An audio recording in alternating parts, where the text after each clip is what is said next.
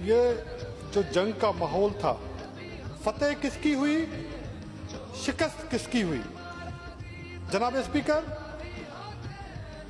पाकिस्तान की पाक अफवाज ने, पाकिस्तान की अवाम ने, पाकिस्तान की सियासी क़यादत ने एक न्यूक्लियर रेस्पॉन्सिबल स्टेट का बिहेव किया।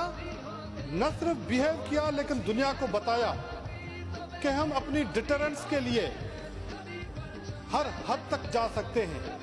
अवाम ने जिस तरह सोशल मीडिया के ऊपर उनका मुकाबला किया, जिस तरह इतनी बड़ी ताकत को शिकस्त दी है, मैं सलाम पेश करता हूं हमारे शहीदों को, मैं सलाम पेश करता हूं हमारे पाक अफवाज को।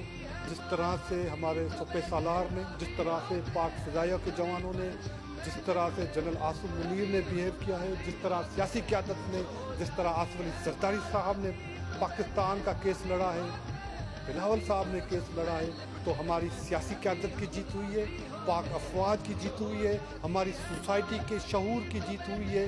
और वो सफारती मुहाज पे गिरे हैं, वो शऊर के मैदान में गिरे हैं, वो जंग के मैदान में गिरे हैं, वो सियासी मैदान में गिरे हैं, उनकी पार्लियामेंट गिरी है। अब उनको उठने के लिए 100 साल लगेंगे, उनको उठने के लिए 100 साल लगेंगे और हम 100 साल आगे गए।